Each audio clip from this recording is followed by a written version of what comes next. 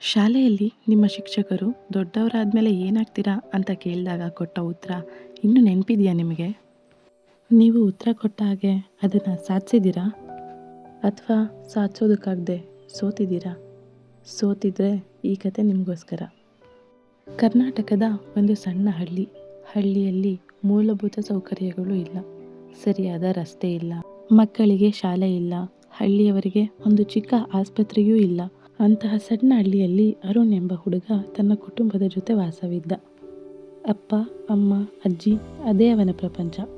ಅರುಣ್ಗೆ ಅವನ ಅಜ್ಜಿ ಅಂದರೆ ತುಂಬ ಇಷ್ಟ. ಅಜ್ಜಿ ಎಲ್ಲಿ ಹೋದರೂ ಅರುಣ್ ಅಜ್ಜಿ ಹಿಂದೆ ಹೋಗ್ತಿದ್ದ. ಸಂಜೆ ಹೊತ್ತಿಗೆ ಮನೆ ಮುಂದೆ ಕೂತ್ಕೊಂಡು ಅಜ್ಜಿ ಕತೆ ಹೇಳೋದನ್ನು ಕೇಳ್ತಿದ್ದ. ಒಂದು ದಿನ ಅವನು ಕೇಳ್ದ, ಅಜ್ಜಿ, ನಿಮ್ಮ ಕಥೆಯಲ್ಲಿ ಯಾವಾಗಲೂ ಒಳ್ಳೆಯ ಪಾಠ ಇರುತ್ತೆ, ನೀವು ಇದನ್ನು ಯಾವ ಶಾಲೆಯಲ್ಲಿ ಕಲ್ತ್ರಿ? ಅಜ್ಜಿ ನಗ್ತಾ ಹೇಳಿದ್ರು, ಶಾಲೆಯಲ್ಲಿ ಅಲ್ಲ ಮಗ, ಇದು ನನ್ನ ಜೀವನ ಕಲಿಸಿರೋ ಪಾಠಗಳು. ಅರುಣ್ ಮತ್ತೆ ಕೇಳ್ದ, ಅಜ್ಜಿ, ನೀನು ಶಾಲೆಗೆ ಹೋಗಿಲ್ವಾ? ಅದಕ್ಕೆ ಅಜ್ಜಿ ಹೇಳಿದ್ರು, ಇಲ್ಲ ಕಂದ, ನಮ್ಮ ಹಳ್ಳಿಯಲ್ಲಿ ಶಾಲೆ ಎಲ್ಲಿದೆ? ಅದಕ್ಕೆ ನಾನು ಓದಿಲ್ಲ, ನಿನ್ನ ತಂದೆಯನ್ನು ಓದಿಸೋಕ್ಕಾಗಿಲ್ಲ ಅಂತ ಹೇಳಿದ್ರು. ಅದಕ್ಕೆ ಅರುಣ್, ಅಜ್ಜಿ, ನಮ್ಮ ಹಳ್ಳಿಯಲ್ಲಿ ಶಾಲೆ ಯಾಕಿಲ್ಲ? ನಾನು ಯಾಕೆ ಪಕ್ಕದ ಹಳ್ಳಿಗೆ ಹೋಗಬೇಕು ಶಾಲೆಗೆ? ಅದಕ್ಕೆ ಅಜ್ಜಿ, ಏನೋ ಕಂದ, ನನಗೆ ಗೊತ್ತಿಲ್ಲ, ಆದರೆ ನೀನು ಚೆನ್ನಾಗಿ ಓದಿ ನಮ್ಮ ಹಳ್ಳಿಯಲ್ಲಿ ಒಂದು ಶಾಲೆ ಕಟ್ಸು, ನಿನ್ನಂತಹ 100 ಜನ ಮಕ್ಕಳು ಓದ್ತಾರೆ ಅಂತ ಹೇಳಿದ್ರು. ಅದಕ್ಕೆ ಅರ್ಜುನ್ ತಲೆಯಾಡಿಸ್ತಾ, ಆಯಿತು ಅಜ್ಜಿ, ನಾನು ದೊಡ್ಡವನಾದ ಮೇಲೆ ನಮ್ಮ ಹಳ್ಳಿಯಲ್ಲಿ ಒಂದು ಶಾಲೆ ಕಟ್ಟಿಸ್ತೀನಿ, ಹಾಗೆ ಒಳ್ಳೆ ರಸ್ತೆಗಳು, ಒಂದು ಆಸ್ಪತ್ರೆ ಎಲ್ಲವನ್ನು ಕಟ್ಟಿಸ್ತೀನಿ ಅಜ್ಜಿ ಅಂತ ಹೇಳ್ದ. ಅಜ್ಜಿ ಕತೆ ಕೇಳ್ತಾ ಅಜ್ಜಿ ಜೊತೆ ಓಡಾಡ್ತಾ ಕಾಲ ಕಳೆದ ಅರುಣ್ ಬೇಸಿಗೆ ರಜೆ ಮುಗಿಸಿ ಈಗ ಶಾಲೆಗೆ ಹೊರಟ. ಅರುಣ್ ಈಗ 4ನೇ ತರಗತಿ. ಬೇಸಿಗೆ ರಜೆ ಮುಗೀತು ಅನ್ನೋ ಬೇಜಾರಿದ್ದರೂ ಗೆಳೆಯರನ್ನು ನೋಡಿದ ಖುಷಿಯಲ್ಲಿ ಎಲ್ಲ ಮಕ್ಕಳು ಸಂತೋಷದಿಂದ ಆಟ ಆಡ್ತಿದ್ರು. ಆಗಷ್ಟೇ ಬಂದ ಕನ್ನಡ ಶಿಕ್ಷಕರು, ಶಾಲೆಯ ಮೊದಲ ದಿನ ಆದ್ದರಿಂದ ಮಕ್ಕಳ, ನೀವೆಲ್ಲ ಬೇಸಿಗೆ ರಜೆಯಲ್ಲಿ ಏನು ಮಾಡಿದ್ರಿ? ಏನು ಹೊಸ ಅದನ್ನು ಕಲ್ತ್ರಿ? ಒಬ್ಬೊಬ್ಬರಾಗೆ ಎಲ್ಲವನ್ನು ನಿಮ್ಮ ಗೆಳೆಯರ ಜೊತೆ ಹಂಚ್ಕೊಳ್ಳಿ ಅಂತ ಹೇಳಿದರು. ಒಬ್ಬೊಬ್ಬರಾಗೆ ಹೇಳೋದಕ್ಕೆ ಶುರು ಮಾಡಿದ್ರು. ಒಬ್ಬರು, ಸರ್, ಪೇಟೆಯಲ್ಲಿರುವ ನನ್ನ ಅತ್ತೆ ಮನೆಗೆ ಹೋಗಿದ್ದೆ ಅಂತಂದರು. ಇನ್ನೊಬ್ಬ, ನಾನು ಎಲ್ಲಿ ಹೋಗಿರಲಿಲ್ಲ ಸರ್, ನಾನು ದನ ಮೇಯಿಸ್ತಿದ್ದೆ ಅಂತ ಹೇಳ್ದ. ಅರುಣ್, ನಾನು ಅಜ್ಜಿ ಮಾಡಿಕೊಟ್ಟ ತಿಂಡಿ ತಿಂದ್ಕೊಂಡು ಅಜ್ಜಿ ಕತೆ ಕೇಳ್ತಾ ಊರೆಲ್ಲ ಓಡಾಡ್ತಿದ್ದೆ ಸರ್ ಅಂದ. ನಂತರ ಶಿಕ್ಷಕರು, ಇದೆಲ್ಲ ಸರಿ, ನೀವೆಲ್ಲ ದೊಡ್ಡವರಾದ್ಮೇಲೆ ಏನಾಗಬೇಕು ಅಂತ ಅಂದ್ಕೊಂಡಿದ್ದೀರಾ? ಒಬ್ಬೊಬ್ಬರಾಗಿ ಹೇಳಿ ನನಗೆ ಅಂತ ಕೇಳಿದ್ರು. ವಿಮಲಾ, ನಾನು ಡಾಕ್ಟರ್ ಆಗ್ತೀನಿ ಸರ್ ಅಂದ್ಲು. ಸೋಮ, ನಾನು ನಿಮ್ಮ ಹಾಗೆ ಕನ್ನಡ ಶಿಕ್ಷಕ ಆಗ್ತೀನಿ ಸರ್ ಅಂದ. ಅರುಣ್, ಸರ್, ನಾನು ದೊಡ್ಡವನಾದ್ಮೇಲೆ ಒಬ್ಬ ಒಳ್ಳೆ ಬಿಸ್ನೆಸ್ ಮ್ಯಾನ್ ಆಗಿ ಚೆನ್ನಾಗಿ ಸಂಪಾದನೆ ಮಾಡಿ ಆಸ್ಪತ್ರೆ ಕಟ್ಟಿಸ್ತೀನಿ, ಮಕ್ಕಳಿಗೆ ಶಾಲೆ ಕಟ್ಟಿಸ್ತೀನಿ ಸರ್ ಅಂತ ಹೇಳ್ದ. ಅದನ್ನು ಕೇಳಿದ ಶಿಕ್ಷಕರು, ಅರುಣ್, ತುಂಬ ಒಳ್ಳೆಯ ಆಲೋಚನೆ ಅಂತ ಹೇಳಿ ಬೆಂತಟ್ಟಿದರು. ಆದರೆ ಅವನ ಸ್ನೇಹಿತರು ಗೇಲಿ ಮಾಡಿದರು. ನೀನು ಆಸ್ಪತ್ರೆ ಕಟ್ಟಿಸ್ತೀಯಾ, ಶಾಲೆ ಕಟ್ಟಿಸ್ತೀಯಾ? ಅದಕ್ಕೆಲ್ಲ ಜಾಸ್ತಿ ಓದಬೇಕು, ಸಾಕಷ್ಟು ಹಣ ಬೇಕು, ನಿನ್ನಿಂದ ಇದೆಲ್ಲ ಮಾಡೋದಕ್ಕಾಗುತ್ತಾ ಅರುಣ್ ಅಂತ ಹೇಳಿದರು. ಗೆಳೆಯರು ಆಡಿದ ಮಾತುಗಳಿಗೆ ಅರುಣ್ಗೆ ತುಂಬ ನೋವಾಯಿತು. ಶಾಲೆಯಿಂದ ಬಂದ ಅರುಣ್ ಮನೆಯಲ್ಲಿ ಮೌನವಾಗಿ ಕೂತಿದ್ದ. ಅವನ ಮುಖದಲ್ಲಿ ದುಃಖ ಸ್ಪಷ್ಟವಾಗಿ ಕಾಣುತ್ತಿತ್ತು. ಅಜ್ಜಿ ಅದನ್ನು ಗಮನಿಸಿದರು. ಹತ್ತಿರಕ್ಕೆ ಕರೆದು, ಏನಾಯಿತು ಅರುಣ್ ಅಂತ ಕೇಳಿದರು. ಅರುಣ್ ನಿಧಾನವಾಗಿ ಹೇಳಿದ, ಅಜ್ಜಿ, ಶಾಲೆಯಲ್ಲಿ ಎಲ್ಲರೂ ನನ್ನನ್ನು ನೋಡಿ ನಗ್ತಿದ್ದಾರೆ, ಶಾಲೆ ಮತ್ತು ಆಸ್ಪತ್ರೆ ಕಟ್ಟಿಸೋದಕ್ಕೆ ನನ್ನಿಂದ ಆಗೋದಿಲ್ಲ ಅಂತ ಹೇಳ್ತಿದ್ದಾರೆ ಅಜ್ಜಿ ಅಂತ ಹೇಳ್ದ. ಅಜ್ಜಿ ಕೆಲ ಕ್ಷಣ ಯೋಚಿಸಿ ನಂತರ ಹೇಳಿದರು, ಬಾ, ನಾನು ನಿನಗೆ ಏನು ತೋರಿಸ್ತೇನೆ.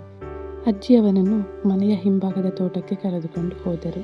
ಅಲ್ಲಿ ಹಲವಾರು ಬೆಳೆದಿದ್ದ ಗಿಡಗಳಿದ್ದವು. ಅಜ್ಜಿ 2 ಗಿಡಗಳನ್ನು ತೋರಿಸಿದರು. ಒಂದು ಗಿಡ ತುಂಬ ಹಸಿರು ಮತ್ತು ಆರೋಗ್ಯವಾಗಿತ್ತು, ಮತ್ತೊಂದು ಗಿಡ ಸಂಪೂರ್ಣವಾಗಿ ಒಣಗಿತು.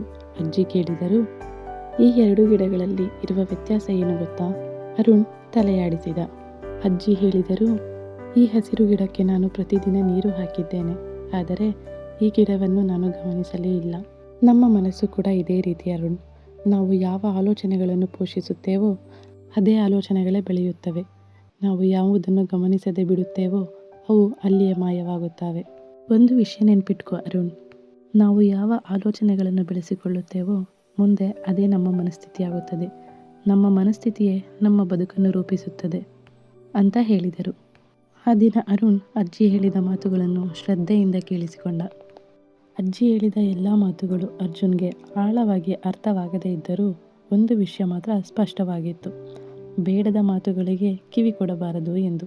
ಮುಂದಿನ ದಿನದಿಂದ ಅರುಣ್ ಒಂದು ಸಣ್ಣ ನಿರ್ಧಾರ ಮಾಡಿಕೊಂಡ. ಯಾರಾದರೂ ಅವನ ಬಗ್ಗೆ ಹಾಸ್ಯ ಮಾಡಿದರೆ ಅವನ ಮನಸ್ಸಿಗೆ ತೆಗೆದುಕೊಳ್ಳೋದಿಲ್ಲ ಅಂತ. ಬದಲಾಗಿ ಅವನು ತನ್ನ ಮೇಲೆ ಇರುವ ನಂಬಿಕೆ ಇನ್ನಷ್ಟು ಜಾಸ್ತಿ ಮಾಡಿಕೊಂಡ. ಇನ್ನೂ ಹೆಚ್ಚು ಶ್ರದ್ಧೆಯಿಂದ ಓದಲು ಶುರು ಮಾಡಿದ್ದ. ಅಜ್ಜಿ ಅವನ ಬದಲಾವಣೆಯನ್ನು ಗಮನಿಸುತ್ತಿದ್ದರು. ಅಜ್ಜಿ ಅರುಣನ ನೋಡಿ ಸಂತೋಷಪಟ್ಟರು. ಅಜ್ಜಿ ಒಂದು ದಿನ ಅರುಣ್ನ ಕರೆದು ಹೀಗೆ ಹೇಳಿದರು, ನೀನು ಮೊದಲಂತೆ ಇಲ್ಲ, ಬಹಳಷ್ಟು ಬದಲಾಗಿದ್ದೀಯ. ಈ ಬದಲಾವಣೆ ತುಂಬ ಒಳ್ಳೆಯದು. ಅದಕ್ಕಾಗಿ ನಾನು ನಿನಗೆ ಒಂದು ಸಣ್ಣ ಉಡುಗೊರೆ ತಂದಿದ್ದೇನೆ ಎಂದು ಒಂದು ಮರದ ಡಬ್ಬಿಯನ್ನು ಅವನ ಕೈಯಲ್ಲಿಟ್ಟರು. ಆದರೆ ಒಂದು ಷರತ್ತು, ಇದನ್ನು ಈಗ ತೆಗೆಯಬೇಡ. ನೀನು ದೊಡ್ಡವನಾದ ಮೇಲೆ ಯಾವತ್ತಾದರೂ ನಿನಗೆ ಜೀವನ ಕಷ್ಟ ಎನಿಸಿದಾಗ, ನೀನು ತುಂಬ ಗೊಂದಲದಲ್ಲಿದ್ದಾಗ ಆವಾಗ ತೆಗಿ ಅಂತ ಹೇಳಿದರು. ಅರುಣ್ ಸ್ವಲ್ಪ ಆಶ್ಚರ್ಯಪಟ್ಟ. ಆದರೆ ಅಜ್ಜಿ ಮಾತನ್ನು ಗೌರವಿಸಿ ಡಬ್ಬಿಯನ್ನು ಕಾಪಾಡಿಕೊಂಡ. ಅರುಣ್ಗೆ ಗೊತ್ತಿಲ್ಲದ ವಿಷಯ ಏನಂದರೆ, ಅಜ್ಜಿ ಕೆಲವು ತಿಂಗಳಿಂದ ಅನಾರೋಗ್ಯದಿಂದ ಬಳಲುತ್ತಿದ್ದಳು. ಕೆಲವು ತಿಂಗಳುಗಳ ನಂತರ ಅಜ್ಜಿ ಶಾಂತವಾಗಿ ಲೋಕವನ್ನು ತೊರೆದರು. ಅರುಣ್ ತುಂಬ ದುಃಖಪಟ್ಟ. ಅವನ ಜೀವನದಲ್ಲಿ ದೊಡ್ಡ ಖಾಲಿತನ ಉಂಟಾಯಿತು. ಅವನು ಅಜ್ಜಿ ಜೊತೆ ಕಳೆದ ಕ್ಷಣಗಳನ್ನು ನೆನಪಿಸಿಕೊಂಡ. ಒಮ್ಮೆ ಡಬ್ಬಿ ಕಡೆ ನೋಡಿ ಡಬ್ಬಿಯನ್ನು ತೆಗೆದು ಬಿಡೋಣ ಅಂತ ಅಂದುಕೊಂಡ. ಆದರೆ ಅವನು ಆ ಡಬ್ಬಿಯನ್ನು ತೆಗೆಯಲಿಲ್ಲ. ಅವನ ಅಜ್ಜಿ ಹೇಳಿದ ಮಾತುಗಳನ್ನು ನೆನಪಿಸಿಕೊಂಡ. ಸರಿಯಾದ ಸಮಯಕ್ಕೆ ಕಾಯೋಣ ಅಂತ ಸುಮ್ಮನಾದ. ಕೆಲವು ವರ್ಷಗಳು ಕಳೆದವು. ಅರುಣ್ ಈಗ ದೊಡ್ಡವನಾಗಿದ್ದಾನೆ. ಜೀವನದ ಎಲ್ಲ ಸವಾಲುಗಳನ್ನು ಒಬ್ಬನೇ ಎದುರಿಸುತ್ತಾನೆ. ಒಳ್ಳೆ ವಿದ್ಯಾಭ್ಯಾಸ ಪಡೆದು ವ್ಯಾಪಾರ ಶುರು ಮಾಡಿದ್ದಾನೆ. ಒಂದು ದಿನ ಅವನ ವ್ಯವಹಾರ ಸಂಪೂರ್ಣವಾಗಿ ವಿಫಲವಾಯಿತು. ಅವನಿಗೆ ತುಂಬ ನಿರಾಶೆ ಉಂಟಾಗಿ ಏನು ಮಾಡಬೇಕು ಎಂಬುದು ಅರ್ಥವಾಗಲಿಲ್ಲ.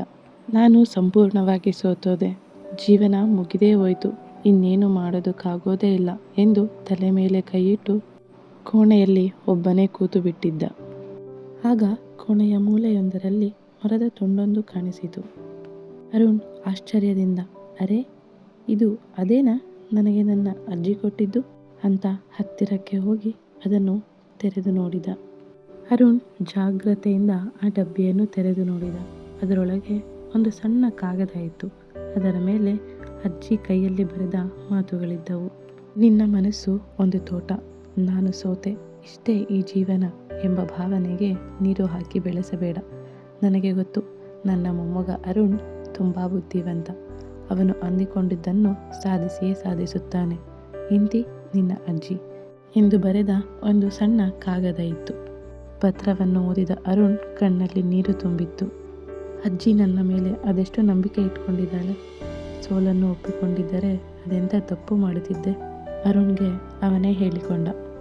ಅರುಣ್ ತನ್ನ ಮನಸ್ಸನ್ನು ಬಲಪಡಿಸಿಕೊಂಡು ಮತ್ತೆ ಪ್ರಯತ್ನ ಮಾಡಲು ಆರಂಭಿಸಿದ. ನಿಧಾನವಾಗಿ ಅವನ ಜೀವನ ಮತ್ತೆ ಸರಿಯಾದ ದಾರಿಗೆ ಬಂತು. ಅಜ್ಜಿ ಹೇಳಿಕೊಟ್ಟ ಜೀವನದ ಪಾಠಗಳಿಂದ ಅವನು ಜೀವನದಲ್ಲಿ ಯಶಸ್ವಿಯಾದ. ಹಾಗೆ ಅಜ್ಜಿಗೆ ಹೇಳಿದ ಯಾವ ಮಾತನ್ನು ಅವನು ಮರೆತಿರಲಿಲ್ಲ. ಒಳ್ಳೆ ವಿದ್ಯಾಭ್ಯಾಸ ಪಡೆದಿದ್ದ ಅರುಣ್ ಬಹಳಷ್ಟು ವ್ಯಾಪಾರಗಳನ್ನು ನಡೆಸುತ್ತಿದ್ದ. ವ್ಯಾಪಾರದಿಂದ ಬಂದ ಎಲ್ಲ ಹಣವನ್ನು ಹಳ್ಳಿ ಜನರ ಒಳಿತಿಗಾಗಿ ಬಳಸಿಕೊಂಡ. ಶಾಲೆ ಕಟ್ಟಿಸಿದ, ಆಸ್ಪತ್ರೆ ಕಟ್ಟಿಸಿದ, ಹಳ್ಳಿಗೆ ರಸ್ತೆಯನ್ನು ಹಾಕಿಸಿದ, ಮನೆ ಮನೆಗೂ ವಿದ್ಯುತ್ ಸಹಾಯ ಮಾಡಿದ. ಹಳ್ಳಿಯ ಯುವಕರಿಗೆ ಕೆಲಸ ನೀಡಲು ಪರಿಸರ ಪ್ರೇಮಿ ಕಾರ್ಖಾನೆಗಳನ್ನು ನಿರ್ಮಿಸಿದ. ಅಜ್ಜಿ ಹೇಳಿಕೊಟ್ಟ ಜೀವನ ಪಾಠಗಳಿಂದಲೇ ಅರುಣ್ ಜೀವನದಲ್ಲಿ ಯಶಸ್ವಿಯಾಗಲು ಕಾರಣ ಎಂದು ತುಂಬ ನಂಬುತ್ತಾನೆ. ಅದರಿಂದ ಇಂತಹ ಕಥೆಗಳು ಇನ್ನಷ್ಟು ಜನಕ್ಕೆ ತಿಳಿಯಬೇಕು ಎಂದು ಹಳ್ಳಿಯಲ್ಲಿದ್ದ ವೃದ್ಧರಿಂದ ಮತ್ತಷ್ಟು ಕಥೆಗಳನ್ನು ತಿಳಿದುಕೊಂಡು ಅಜ್ಜಿಯ ನೆನಪಿನಲ್ಲಿ ಕತೆ ಪುಸ್ತಕಗಳನ್ನು ಬರೆದ.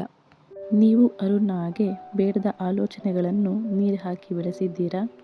ಇನ್ನಾದರೂ ಅವುಗಳ ಮೇಲೆ ಗಮನ ಹರಿಸಬೇಡಿ.